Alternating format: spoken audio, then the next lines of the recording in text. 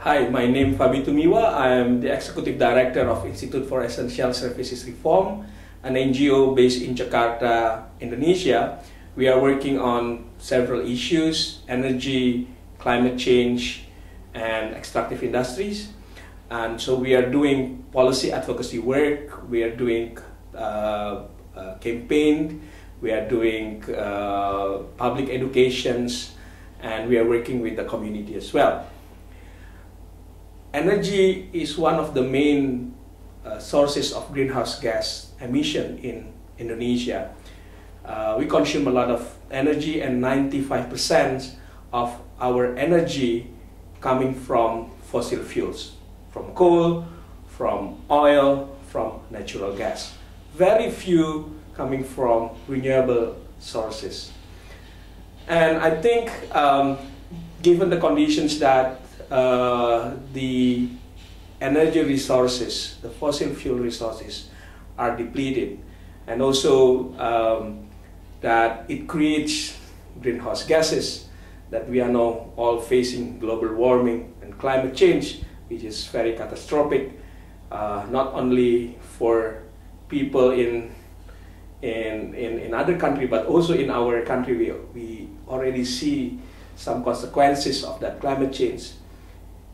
There is a challenge for Indonesia to transform its energy, the way we consume, we produce energy, from non-sustainable to the more sustainable way. We have to transform our energy system from fossil fuels dependencies to the less fossil fuel dependencies, from high carbon to the low carbon society. And this is a big challenge, and but we can do that. In my opinion, there are several things that both government and also society have to do. First is that we have to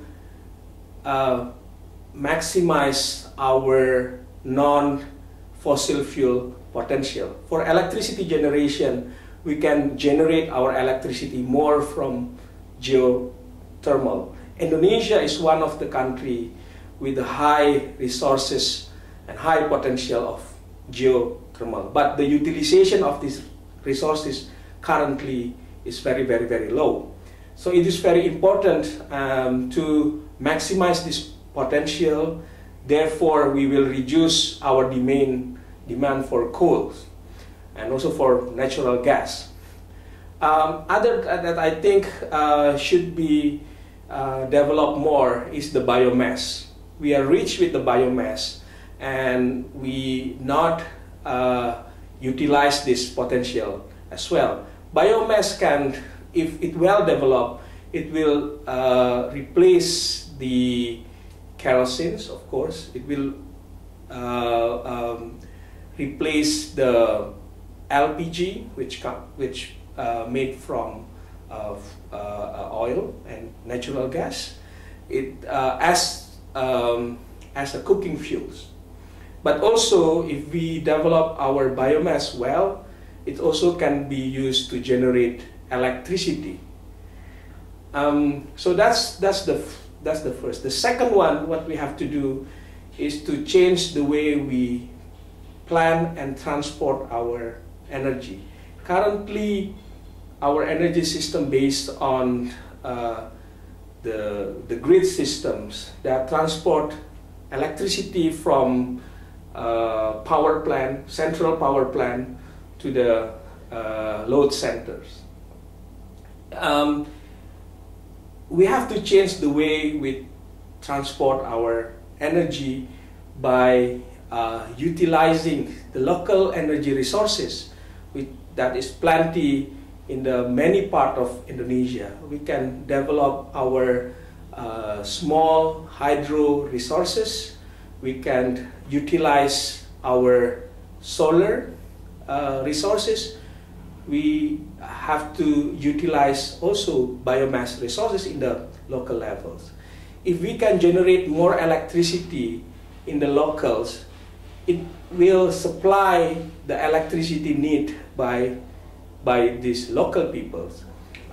For instance, we develop micro hydro to supply the electricity need for rural. Therefore, the requirements or the need to build high transmission power plants and central big power plant fueled by the coal or natural gas become less and less. So if we utilize this, the demand also for fossil fuels become lower.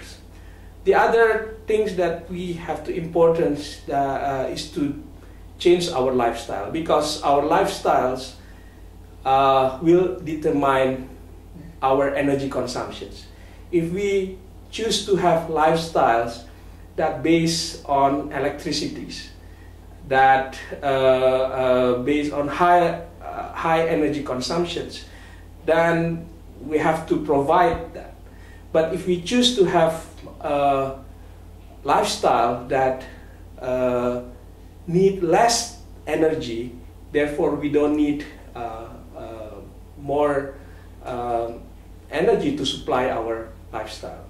And that's something I think is very, very important to reduce the demand of energy by changing our lifestyles. Therefore, we don't have to develop more supply coming from fossil fuels.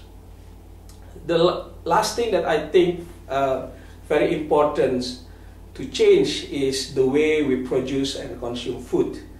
Currently, food is growing in the very far areas, in the remote side, and it's all bring to the consumers in the population center using transport systems. It consumes a lot of energy. The way we growing food also, we depend so much on the fertilizers that produced by the natural gas and also fossil fuels. And if we can grow food close to the demand centers or close to the populations, we can reduce the need for transportations. And all our transport systems is based on the fossil fuels currently. So if we can reduce that demand for transport for food, then definitely the demand for the fossil fuel will be reduced as well. So try to grow food in our local as well is very, very important. So we will reduce that demand, not only for the fuel but also for the fertilizers.